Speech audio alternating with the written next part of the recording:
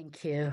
Thank you, Dean. Thank you, Dr. Jarrett. Thank you, Julie, Renata, and all of the amazing team at Cal State Dominguez. I am delighted to be here with one of our partners. For those of you who don't know, I'm also the CEO of Mediators Beyond Borders International, and we have had the good fortune of having both faculty and students and alum from Cal State amongst the MBBI community.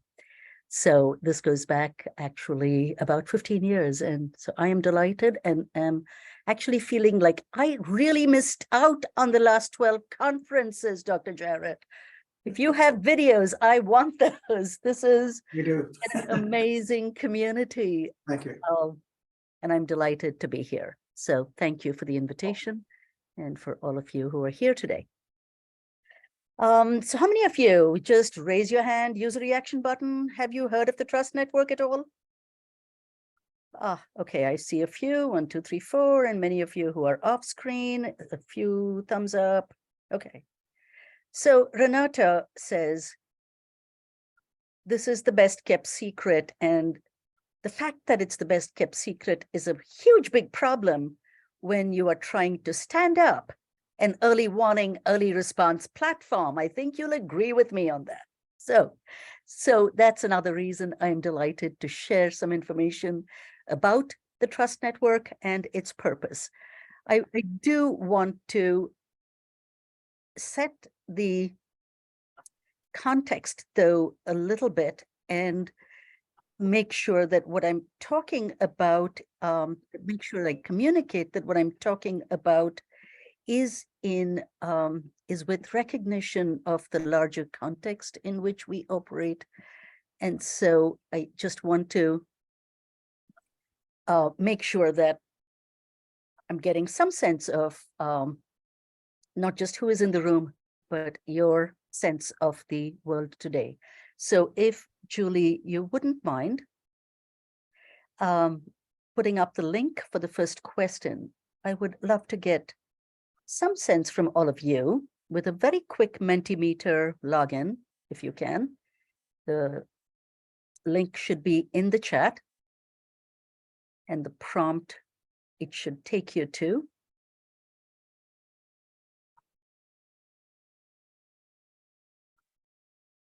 Are you able to see it? Let's see if I stop sharing my screen. So one of the things that happens when you're in full screen sharing is you can't see anything, including the chat screen. Okay.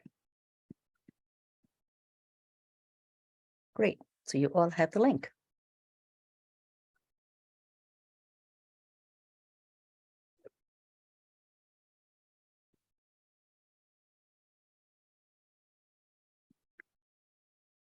Pivotal, interesting, strange, dangerous, turbulent, exciting. So several of you think these are exciting times. Uncertain, anxious, challenging, transformative. This is truly a peace-building crowd, isn't it? Where you see the opportunity also, even during a context that some of you are describing as tumultuous and anxious. And that makes a lot of sense because I think by our training, we're looking both at the dynamics that are unfolding in front of us, as well as peace builders, seeing the possibilities in those dynamics for all that we can have an impact on. Dangerous is right. I see evil there. I see scary. There's a slightly greater preponderance of not as exciting or positive as it is of the times. And so you've all heard these words. Thank you, Julie. Appreciate that. Thank you. Thank you for sharing where you all are. And it is with an appreciation for exactly that complexity of dynamics that now almost 3 years ago, it's about 2.5 years ago, that a group of us came together to form what has been called the Trust Network. And it was in response very specifically to the threat of political violence in the United States. And I recognize there are people from other countries in the world. At that time, when we started thinking about why it was important to actually have a national platform for social cohesion and security, the words early warning, early response were not as well known here, particularly in many different sectors outside the peace building arena. And so in that context, we started the Trust Network. And as I said, as just a brief backdrop, what I want to ensure that I am sharing is that we are in the context of certain global trends that I want to cover very briefly. The shift from a powerful nations model to a people-centered approach to peace building, which is a transition that's been going on for a little more than a decade.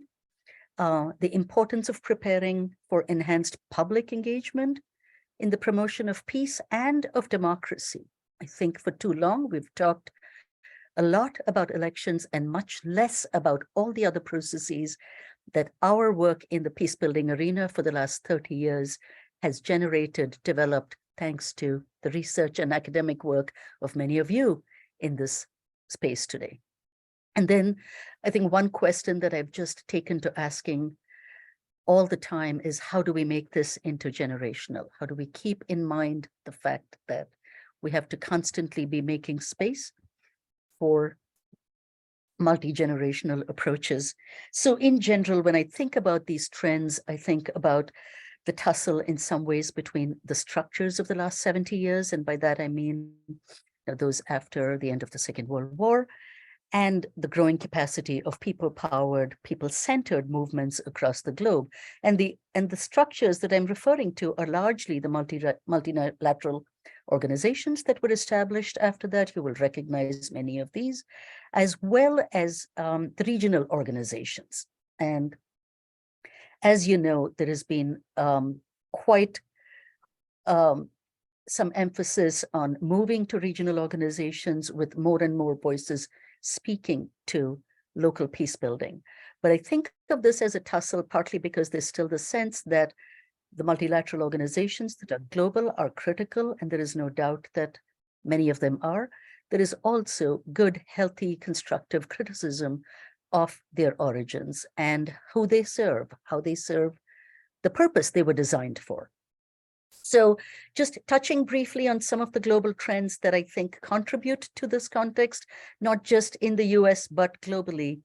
And I'm not going to go into details. I'm happy to share references for where some of these come from. But I think there is little, I shouldn't say there's little debate. There might be a lot of debate in some circles. This is what happens when you have a bias, and I will admit to it. In my world of research, there is plenty of evidence to indicate that the increase in the concentration of wealth in the hands of few, that the rate of that increase has actually been going up in the last 40 years. The second huge trend that we are all very aware of is, I'm trusting that somebody is going to let Renee in, that you have a list somewhere. Okay, thank you. That the impact of climate change, as we all know, it's an accelerant and plays a significant role now in the global migration of populations. The role that pandemics and diseases, starting with, SARS, Zika virus, Ebola, and the latest with COVID, has had a tremendous impact that has done a lot to both underscore this inequity as well as the fragmentation, and also to impact people, with those trends being clearly evident during this time. All of these factors, along with others, contribute to the global migration of populations. As you know, you've probably been following the UN numbers. A few years ago, it was at 65 million. I think it's over 75 million people on the move now, which is the largest migration of populations since mankind started marching out of the continent of Africa. And the last, which I think is a very relevant one and a global trend, is the resurgence of authoritarianism and the growing signs for the decline of democracy globally. This is not just happening in the United States, and I'm happy to share this. There are wonderful pieces written by people from around the world speaking to what's going on, not just in the United States, but as well as in countries like India, where I come from, as well as countries in Europe and in South America. So the larger context is the threats to democracy around the world. And it is in this context that we started looking at what was going on in the United States. Right before those elections, like many of you, I'm sure, we were looking at what was going on in the US and clearly seeing, as every conflict analyst was probably looking at what's going on there, saying there are clearly signs of escalating political violence and we need to do something about it. And we had, and I will say, one of my colleagues in this endeavor is DG Mon, who's the CEO of the National Association of Community Mediation. And people are used to hearing me talk about NAFCM and the 300 plus centers in North America being a very unique feature that we should be proud of.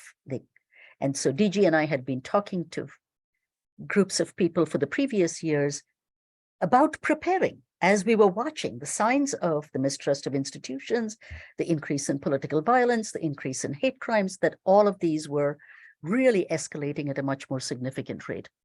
And as it turns out, we had a conference in the summer of 2020, and Alice Nderitu, who is the current deputy to Gutierrez for mass atrocities and genocide prevention, was at a conference, and she was doing her presentation. And one of the things she presented was the survey about the signs for democracy, and asked particularly those in the United States. She had like a 15-point scale and asked people which of these signs they saw. So I would say over 80% of the attendants checked off more than 75% of the items on that checklist. At the end of which she said, "This is the survey I've used in pre-genocide Rwanda." It was one of the most stark moments of recognition of what was happening in the United States. And so at that point, we put out a call to about 20 executive directors of national organizations in the United States with reach beyond individual cities and states, people who really had a connection across the board, and started what we call the first early warning, early action platform in the United States. And the idea was to set up a citizen-convened entity that would have the capacity to both connect across sectors, and I will come to the different sectors in a minute, as well as to engage civil society. So while we have, a fairly robust federal emergency management and assistance program and the Department of Homeland Security, we really don't have a civil society early warning system in this country. So it was fascinating to watch the range of organizations. It was one of those explosive moments, I will say, that between August and December of 2020, these leaders came together every week, at least once a week, to share information about what we were tracking online, in the chat rooms, on social media, in all of the places that you could monitor activities, and coming together as a group of leaders to say, this is what is going on, this is how we need to implement a warning system, this is who we need to engage. It was an extraordinarily exciting in the most wonderful sense of the term, because when you put out a call and people say, yes, we agree, it is a time to do something about it and actually step forward. Nobody had any funding for any of this. This was purely voluntary. And you will see some of the organizations, the large organizations that came on board saying, of course, we need to do something, let's figure it out. And we were very fortunate that we had somebody like Dr. Bach, Joe Bach, who was at Kennesaw State at the time, who showed up with a group of digital nomads who said, we monitor systems across the world. We hear you're setting up an early warning platform. How can we help? It was amazing things like that that made it possible. And we were very clear that what we wanted to set up was a civic architecture and infrastructure that needed to look at what was very uniquely American. And I say this because as a peace builder who has worked in a few countries around the world and worked with regional organizations around the world, there is a very robust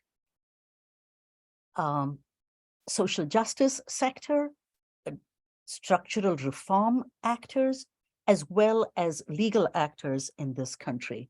And I'll say a little bit about that very soon. But what we wanted to establish was connectedness between the national and the local efforts, recognizing that all of this needed to happen from the ground up, but at the same time needed to connect nationally in order to have policy impact. And that's what we've been able to do at this point.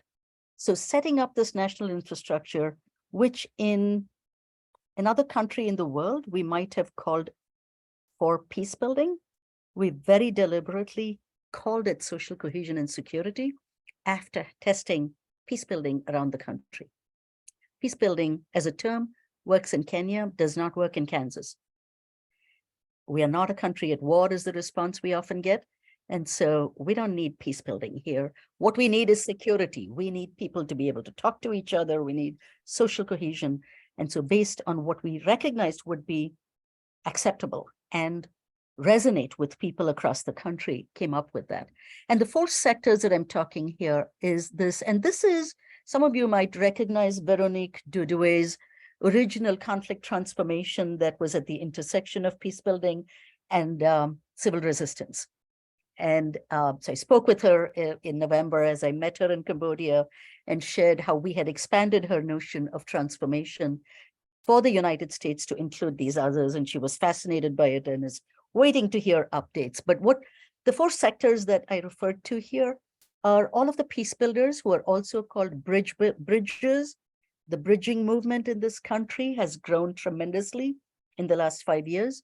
These are conflict analysts, conflict mappers, designers, and interventionists, right? So these are the people we're all very familiar with. What we also recognized was that alone was not sufficient, that there are hundreds of organizations who are working in the structural reform space. These are people working on redistricting, on ranked choice voting, on open primaries, all of the democracy and governance structural reform efforts that are happening across the country. And there are hundreds of these organizations. And then there are the civil resistance movement actors, social justice, racial justice, environmental justice actors, again, hundreds of them, thousands of them across the country, that also we recognized we needed to connect with and sort of become the connective tissue or form the connective tissue across all of these sectors. And then, oops, I'm sorry, let me go back. And the last one is the judiciary and the legal community. These are organizations that use our judicial system and the Constitution in order to implement the kinds of changes like the ACLU, the SPCL, the ADLs, all of these organizations. And so we very deliberately, actually, we started with three. We started with the peace builders, the structural reform, and the civil resistance groups, and then very quickly realized that the judicial actors in the legal sector were a critical component also because of the robustness of that sector. And so the organizations that came together with those with all of these skills. And this might not be an exhaustive list. There might be others that you all will identify and say, wouldn't it be great to have those people also? So these are the kinds of organizations. And we were very fortunate that at that time, there were also organizations working with the media, people who had access to 500 media outlets. So if we had a pro-social message about de-escalation around a particular event, they were able to get it out to media outlets across the country. So there were prevention actors, there were restorative justice practitioners, all digital peace technology folks, all of these violence interrupters. So everyone along the continuum from, and here are some of the organizations. So these were people along the continuum to from primary prevention at the root causes to interruption at the point where violence is ready to erupt.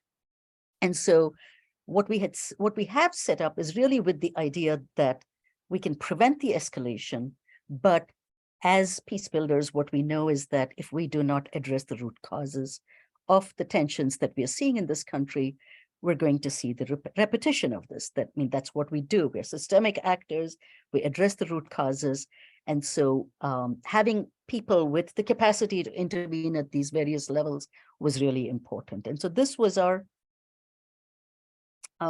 theory of change, that if we, over time, if we address the root causes of violence and supported local community partners and continued to learn and gather information from each other, that we would be able to impact the level of violence in this country.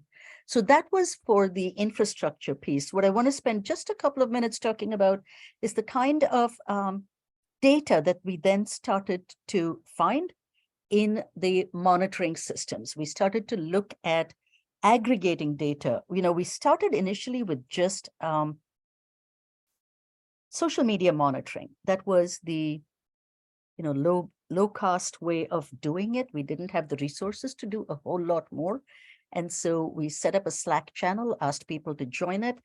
The community mediation centers across the country joined, and we were able to do the media monitoring and begin to generate reports over time, which began to lead us to the kind of information that began to identify, sorry, I didn't mean to open the chat. Let me get rid of that for now. And so what we started to do was to gather the kind of data that would begin to help us identify the varying dynamics over the course of time that contributed to certain parts of the country being more at risk for violence than others. And this is very dynamic. So the analysts at UMass do an amazing job of this geospatial analysis. When we started with what many of you will recognize, I will say a lot of this, let me just take a moment to say that when we started, there were organizations that have been working around the world, right? So these organizations came together, and it was very much with the idea that we all have something to learn from each other. So the platform was originally, the Uwiano platform started in Kenya. That's what Alice did 15 years ago during the election-related violence when they set up the Uwiano platform. And the Ushahidi was the platform that was used, if you remember, for the geospatial data analysis. Those are what we started with, and then it's grown into other kinds of analysis now as we look at the factors that we are able to observe, and just as importantly, what we are able to do by aggregating. So currently, the data analysts look at ACLID databases, SDI, BDI, LDA, and SPLCs. I think those are the 6 databases that at present the UMass analysts aggregate in order to look at trends. And this is the part that Madhva, who's one of the analysts and a peace builder who comes from Sri Lanka, where he set up a community-based early warning, early action program, is very focused on. He does this much better than I do. And I'm giving you a global overview just so we can have a conversation at the end of this. And so here are some of the ways in which we've started to gather data, some of the kinds of data where you can zone in on a particular area, look at the kinds of events that are going on there, and also be able to communicate that with people on the ground in those areas. This is a little bit of a repetition. This is the early response risk assessment and intervention model, that when there is a trust network member in a community who can contribute to the early warning platform in addition. So the role they play, the way it's set up is that there is there's monitoring at the national level, but the contribution is by people in communities also. And so there are times where we have had examples. For example, I remember in 2021 or 2020, I think it was at the end of the year, there was an event in Denver that we were monitoring. And what we were able to do was, because of the community mediation centers in that location, be able to share that data to say, can you verify what's going on? And they came back and said, that's not what we see at all on the ground. In fact, what's happening here is very different. And so we were able to verify it. On the other hand, in the middle of Pennsylvania, in Celian's Grove, there was a community mediation center that said, we're starting to see, and this is before Moms for Liberty became very popular, we are starting to see these groups at school board meetings. Here is what they're coming in with. We're starting to see post-its on cars of Puerto Rican and non-white members of the community with warning signs saying you better behave or else. Very clearly language that came out of the white supremacist playbook that was, and nobody had been noticing that until some of the community mediation centers started saying, here are some of the things we're seeing in our communities. So a warning can come from different locations, which then alerts the national analysts to be looking for them in other parts. And the regular meetings we have with the centers also allows. I'm sorry, I'm getting an echo. Did I do something? Can't hear you, Dr. Jarrett. Sorry, just make sure everybody's microphone is on mute so that doesn't provide feedback for the speaker. Thank you, Prabha. Sure. And so, this is not something I have to explain a whole lot of here for this group because you're probably familiar with it. In case there is someone who isn't, I just wanted to emphasize that by design, what we wanted to make sure was that it was community-based and that at the local level, there was an opportunity for people to both contribute to the early warning system and to be responsive. That was the critical piece. And this is what Madhava has drummed into all of us, that if we have an early warning system that doesn't have the capacity to respond, it is useless, right? What's the point of having it? What are you going to do with the data? So the idea was to collect the right information, ensure that it got to the right people at the right time in a way that they could use it, and in a way that they could devise a response that would benefit the community. And the response spectrum, as you all know, can be at various stages in the conflict. I'll give you a couple of really simple examples. What happened in Detroit right before the elections was that there were two parades that were scheduled. One was by Black Lives Matter and another one was by the Proud Boys, I think. And we had information about a lot of this activity because of what we were monitoring, and we're able to get the message to the leader in the Community Mediation Center in Detroit, who, as it turns out, because community mediation centers are embedded in community, are rooted in community, and work with systems and structures in the community, they were able to, the director was able to reach out to the mayor's office, was able to reach out to the police department, and they had a couple of days. So they were able to actually plan a response that would be a de-escalating one. So they changed the routes, which they have the ability to do. And then instead of going out with guns and vests, as they might have typically, they went out with baseball caps and balloons and said, let's make this a space for families so that we bring down the tension that is possible there and turn the dynamics around. So a lot of what you don't hear about, obviously this is the challenge of prevention, are these events that never took place, that had the potential and did not happen.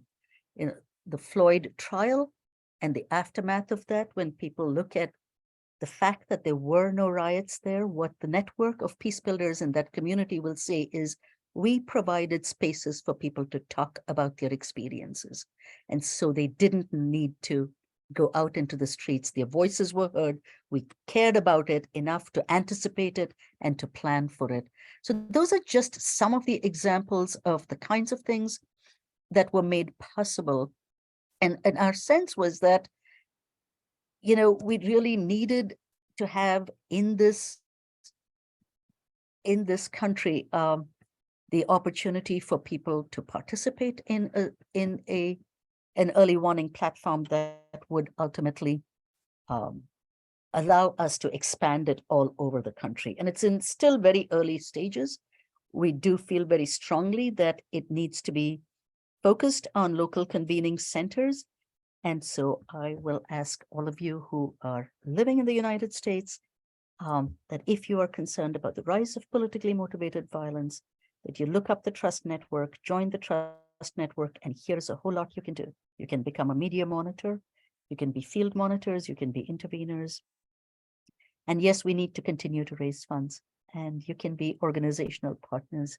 And I'm happy to share this link with all of you. But what I feel is really important is for us to keep an eye on the fact that the continuing polarization in this country threatens, continues to present risk for escalating hate crimes and political violence, and that it is a time for us as peace builders to step into that space and participate in these processes.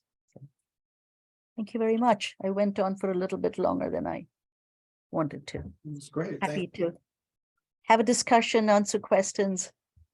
Thank you. That's great. Thank you, Julie. Okay, we'd like to invite at this time, if anybody has any questions they'd like to ask about Prabha's presentation and the Trust Network, feel free to raise your hand and we will allow you the opportunity to ask your questions. Myrna?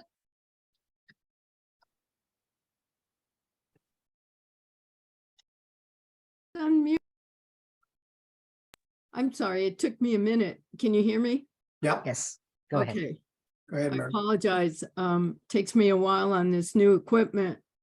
I don't necessarily have a question in a sense, but I want to tell a short narrative, and it's to how individuals, and I notice at the end of the PowerPoint, it says a contact, but I do have a friend who's in Kenya, and he spends about 4 months out of the year, he flies back to Kenya. I don't know which of the communities, but they've integrated, and he's a focal point, at least the building.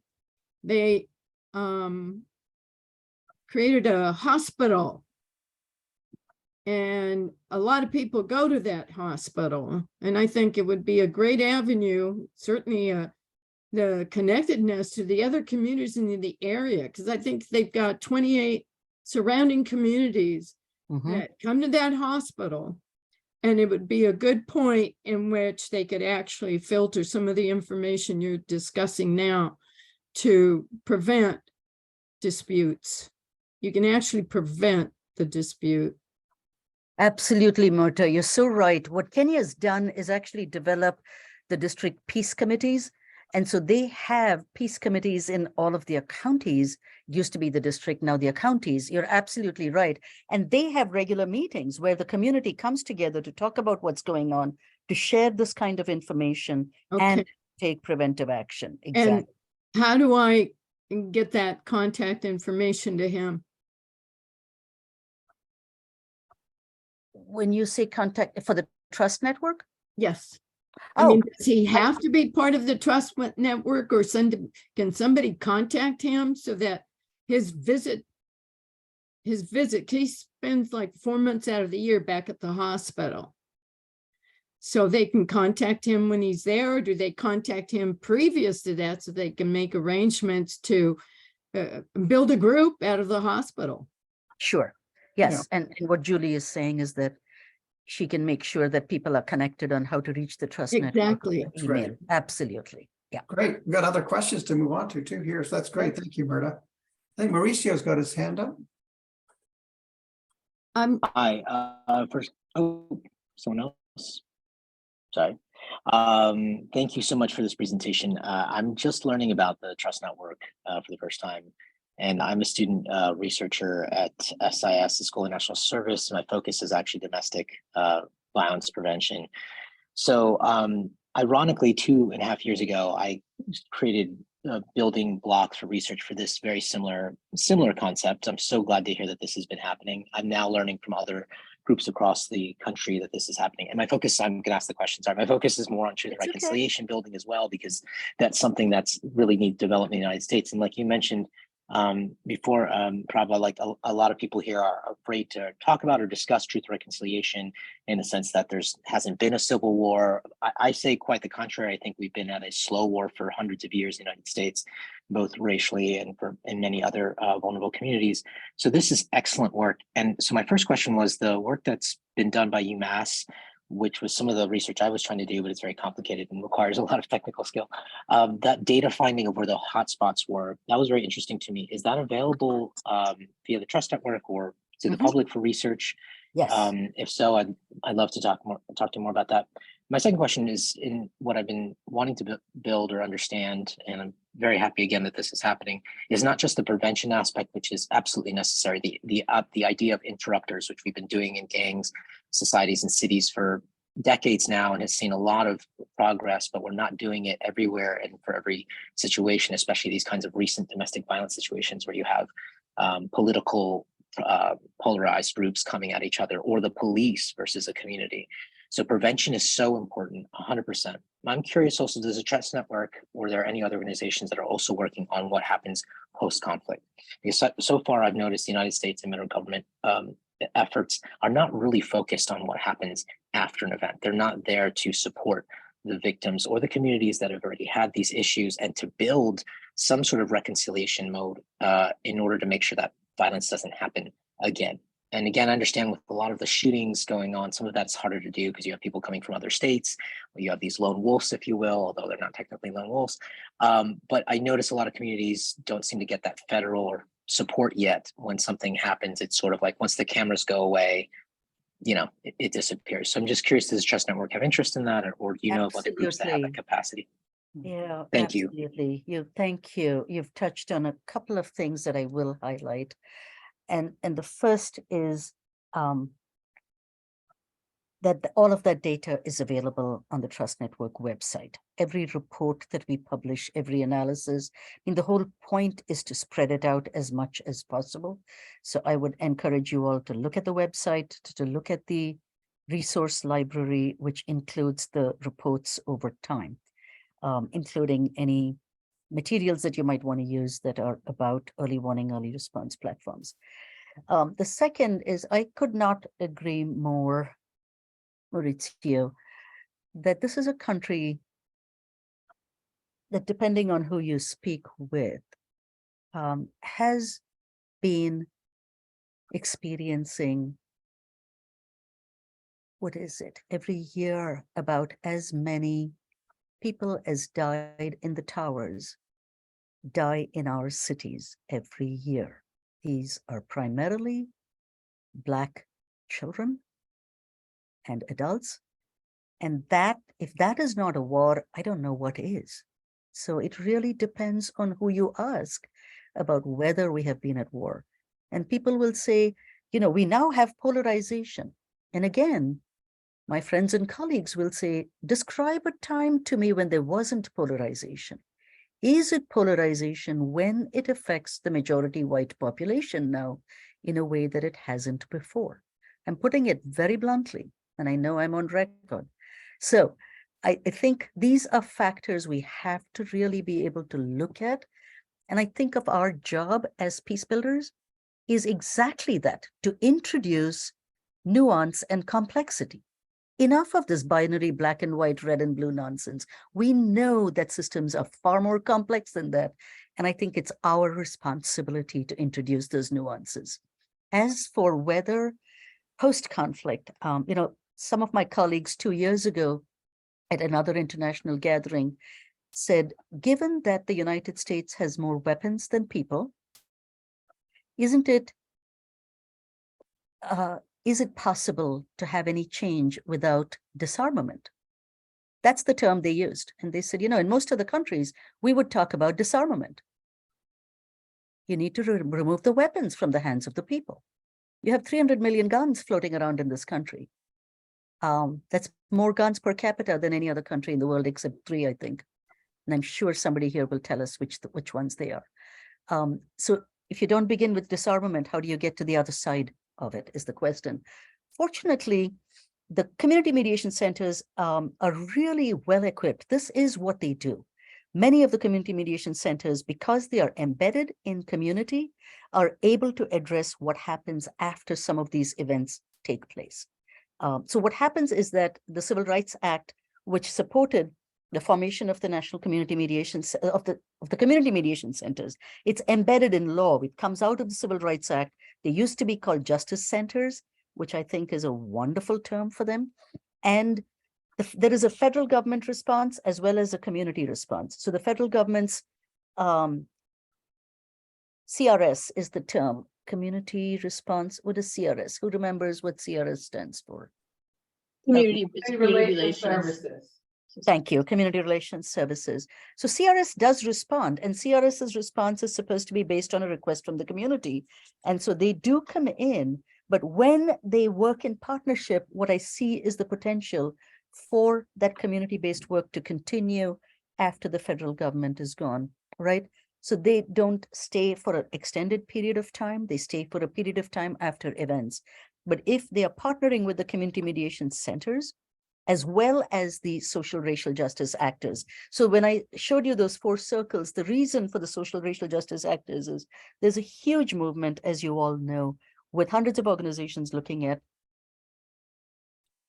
reparation, looking at reconciliation, looking at bringing to light the history, the historical harms that communities have experienced in order to build the path to move forward collaboratively, in order to build the infrastructure for that. And so I really think about community mediation centers being at the heart of some of these activities. And I think it can be built out a lot more clearly. There needs to be a lot more work, but they're also at the heart of reimagining security in many cities, as they have started to do. So I hope that touches on a few of the things Thank you you. were asking about. Thank Thank you. you so much. I believe Renata has a question as well, Prabha. Hi, Prabha. So my question is, how do your monitors communicate directly with the trust network? Is there a specific channel, specific mode of Yes. communication? If you could talk a little bit about that. Yeah, so what we did, initially we were trying text messaging and other kinds of things. So what we now have is a Slack channel where what I'm going to share very quickly is what you will see. It is, it seems to be the easiest way because it's an app that everybody can have on their phone. You can take a picture and post something that's going on in your community and immediately have other people be able to see it, right? And so when you sign up for the Trust Network, what you have access to is the Slack channel that has various rooms with various kinds of information that's shared.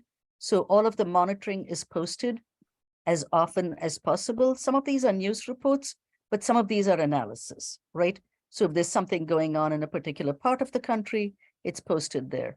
And in that main monitoring space are messages that people can post. So somebody in a community can actually post, here's what's going on here. And we've divided it geographically. I'm not sure it's the best way to do it, but that's what we've been experimenting with, trying to see if having rooms in which we can share general information, share reports of what's going on, share reports of what people are reporting from the communities also. So you'll see Madhva's doing a lot of the posting here. And one of the reasons that you don't see a whole lot over the last few days, because we've got a lot of requests from people saying, what do we need to do in preparation for the arraignment of the former president?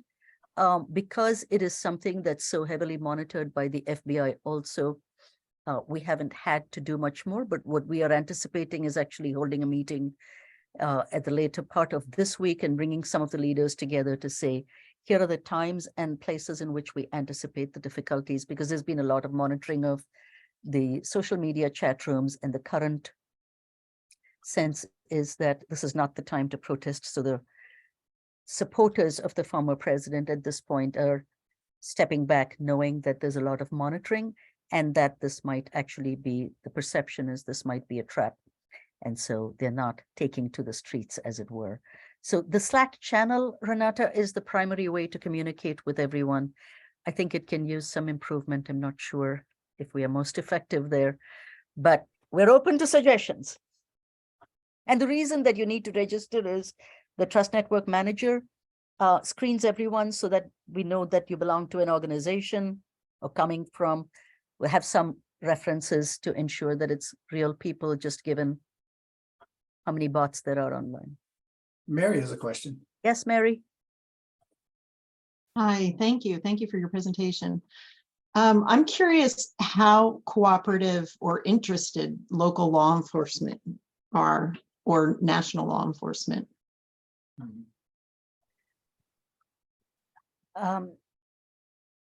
It's a mixed bag. What are there? Over 30,000 police departments in this country, right?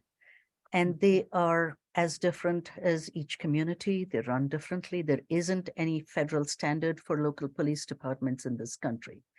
And so it depends on the police department. And in some instances, especially when the credible convener in the community has a good relationship with the police department, they're able to receive the information and partner appropriately. The FBI has become very interested in this data, partly because if you look at the FBI reports, that's static data from a year ago. In fact, the FBI system went through an overhaul. So the most recent report is of 2021, I believe. That does not help us be proactive. And so they're interested in what we are doing to gather this kind of live data. So it's mixed. We haven't, there are organizations that have really good relationships with the police. There are police chiefs that are really interested in being peace officers rather than purely guns and vests kind of officers. And so it is varied, I will say. And there are some places in towns where DG will say, we don't call the police. We just know better than to call the police in some of these communities.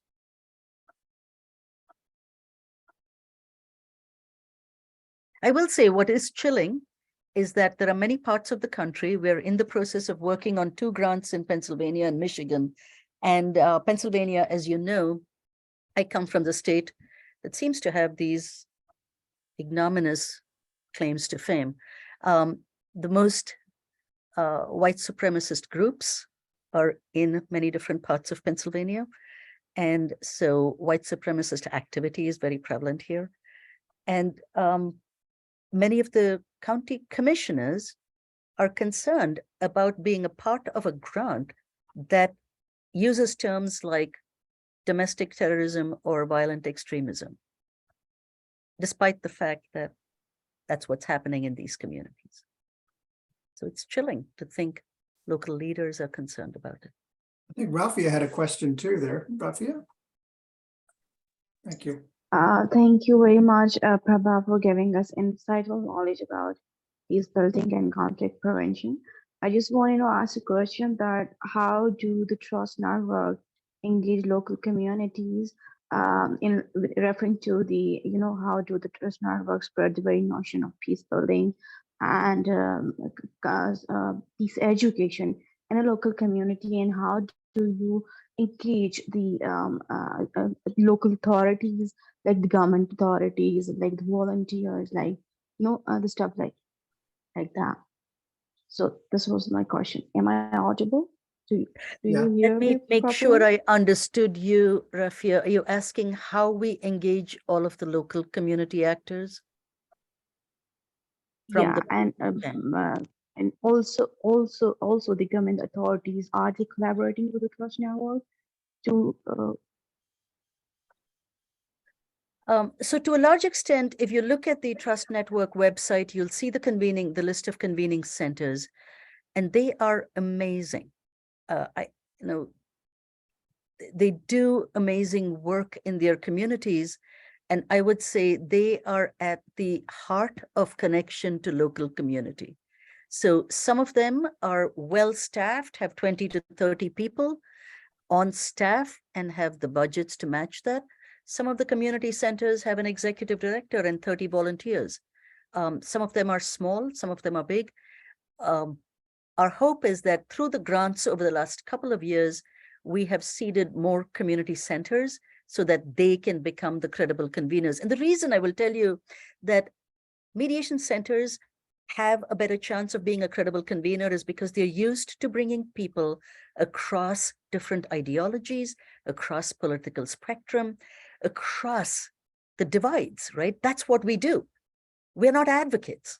We make a distinction between advocates and mediators and peace builders.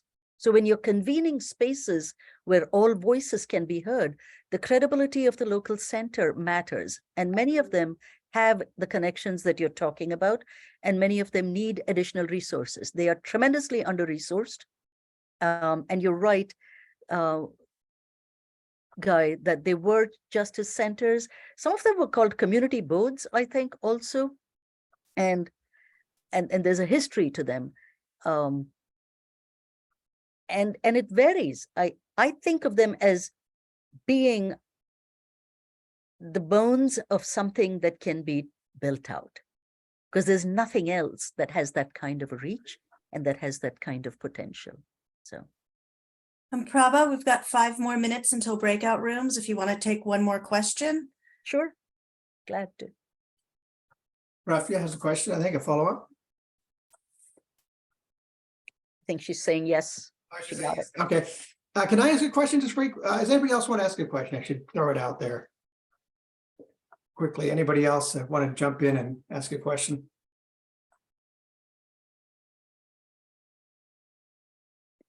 It's your turn. Well, Prabha, this is really great work, and obviously we're big supporters of the work, and I think you're answering part of what my question would be, which is how do we bring people from a polarized some things are so extremely polarized, not just in the United States, but around the world, it seems. And it seems to be an increasing thing. And maybe sociologically, we always look at the sociology, it seems to be funneled by various interest groups and money groups. And they have the people against each other. And so I'm wondering, and maybe you've hinted as part of the community mediation centers are where they're local, they're doing what's good for people, just people, just people, not money. And I'm wondering to what extent that the political, how do you stay out of the politics, I guess is the big question, and into the social, right? And then make this work. Yeah, in this environment. A great question, and we Yeah. we could spend an hour talking about it. Right. But I will say that I referred to the bridging movement, the National Coalition for Deliberative Democracy, NCDD, and its members. What we are seeing is a huge increase in the number of people who are doing a variety of things. From, you should look up Dr. Peter Coleman's website. He's got this amazing website where people can learn how to grow their conflict literacy muscles, their conflict competency muscles, as it were. And so there are people innovatively doing that kind of stuff, as well as people creating opportunities. So when I said elections are one tool of a democracy, I think about consensus building, joint fact finding, citizen assemblies, all of these other processes, right? You have dialogues, all the different kinds of dialogues we have. We have so many more processes, and then we keep coming to elections as the only tool.